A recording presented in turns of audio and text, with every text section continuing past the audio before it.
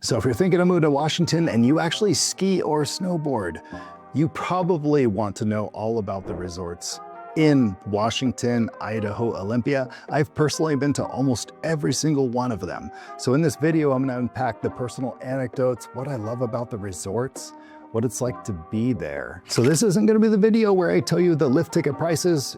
Please check the description down below. There'll be a link to every single ski resort that I mention.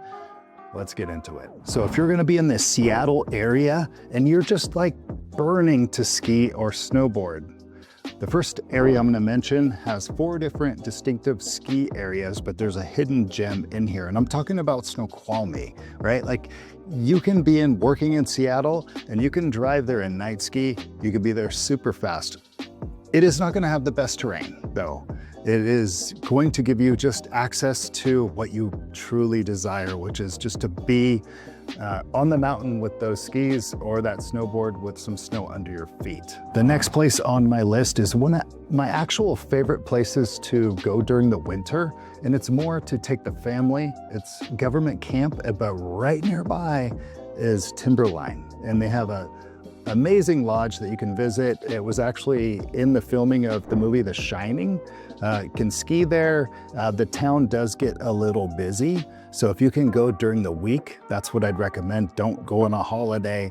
I expect there to be a lot of lines and everything, but terrain's pretty decent. It's not the biggest mountain. But yeah, if you want to go on a little trip out of town, government camp is definitely highly recommended. The reason is because you can drive from Olympia and go all the way down there without having to really travel through a pass. So just a few minutes of snow on the last stretch of road and you're in government camp, and then you can ski at Timberline. And you can actually stay at Timberline Lodge all the way on the top of the hill, but if you do that, just know that that's all you're gonna be doing. You're gonna be a little bit stuck up there. The town of government camp is where I'd recommend, and then take your tour up to the lodge and check it out. All right, next on the list, if you live in Olympia, this is the place that you might have the best and easiest access to. It's White Pass ski area. It's not gonna be the top of my list for terrain or anything like that. It's got some decent terrain, but there's not a lot of elevation gain there. So it is varied. You do have green runs, blue runs, black runs, and all that, but it's a little bit smaller, but it's very, very close to Olympia, which is a major advantage if you're moving to the area. The other thing it's not gonna have is not a lot of lodging. So if you're going there to try to find a place to stay, you might struggle to find a place to stay, and there aren't a lot of towns nearby. So White Pass is truly a day trip for those of you in Olympia that aren't looking for the most amazing ski hill. You know, you're not looking for a Vail, Colorado experience. It's really great if you just want to get some runs in. Next on the list, if you were a snowboarder, you definitely deserve to check this place out. This is kind of the Mecca. You know, this is where all the true snowboarders that have a name in the space go and they ski and they hang out. This is Mount Baker ski area. So this is gonna be not an easy place to get to. So you're gonna be driving north on I-5, and then you're gonna go on the highway and you're gonna head off forever to get to Mount Baker. So it's a day trip that's gonna take you a long time, but it is definitely something to check off your list if you're a snowboarder.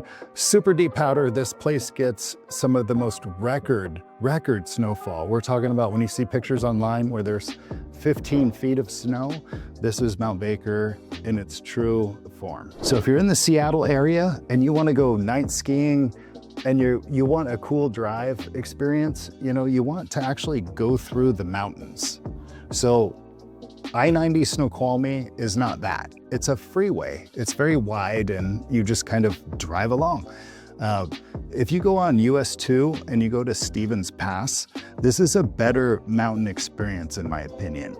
And it's a great place to ski. It's sort of a hidden gem. Terrain is amazingly varied, and you can ski at night. So definitely check out Stevens Pass. And if you have a little extra time, what I'd recommend is driving a little bit further and staying in Leavenworth, Washington. The Bavarian iconic experience is in Washington. They have a cool adventure park now with like a roller coaster that you can experience during the winter.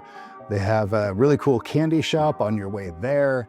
There's a lot to see and a lot to do in Leavenworth. Next on my list is a personal favorite. So I graduated at Washington State University. There's no ski resorts around there very closely, but I can drive over to Idaho. I could go a little north and I could go to Schweitzer Mountain, which has some of the best terrain I've ever skied in my entire life. It's very dry snow. It gets really cold in the winter, and a lot of it is above the tree line. So I love that wide open feel of a run that's not carved through trees, and I have this wide open terrain I can experience.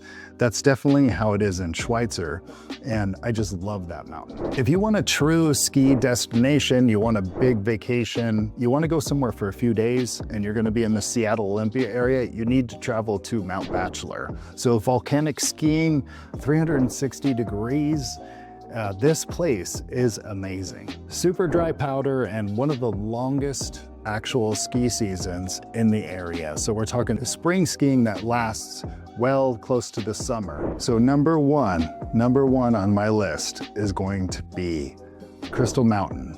And if you've never been there and you've never seen the view from the top of Rex, so Rainier Express, if you've never seen that view, you need to see it, because when you ride that chair up, and it's a clear and sunny day, if you're lucky, because you don't get too many of those, you have a wide open view of this crazy, big mountain right in front of your face. It's the most amazing thing. And if the weather's bad, it's the opposite, right? Like, you're getting off that chair and you're getting blasted with wind. There's backcountry there. There's definitely runs for if you're a beginner. Crystal is one of the only places that I know in the area where you can almost go to the top if you're a beginner and still ski down to the bottom, which I think is really cool. So the only complaint I have about Crystal is they have never really developed a lot of accommodations, but you're gonna see that's a theme in a lot of these resorts and in the Pacific Northwest area, is you don't always have a lot of places to stay. So definitely do your research. What I'd recommend, what I like a lot about Crystal, where I stay, is the Silver Skis Chalets. So nice swimming pool in the middle. It's kind of a hot tub swimming pool, big hot tub, whatever you want to call it. Heated really nicely, a lot of remodeled units, some that are a little more affordable. I think they're called preferred units. Great place to stay. But yeah, they have everything you need there. And I did see Glenn Plake there, which if you're an old school skier, you might know the guy with the mohawk. Actually, I lie, I didn't see him in person, I saw his bus. So big Glenn Plake touring bus, all branded, all wrapped. I thought that was pretty cool. I was a little bit young at the time when it happened, but I looked for him all day. So I know Crystal was number one on my list, but really the place that I long to ski at, that I would love to go every day, but I don't live close enough, and it's quite a drive, is gonna be driving up the 5, crossing the border, and going to Whistler Blackcomb. So if you've never been there, it's definitely something to put on your bucket list. You should go.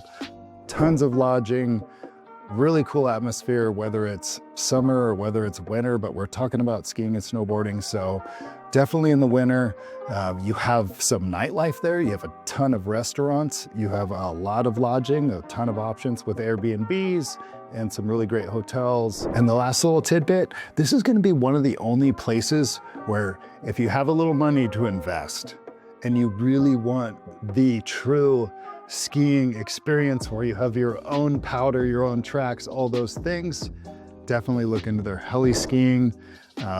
I cannot recommend it enough. This is like the chef's kiss of skiing. And so everybody deserves to do it at least once in their lifetime. So if you get a chance, you got the budget, definitely head up to Whistler, definitely organize some heli skiing.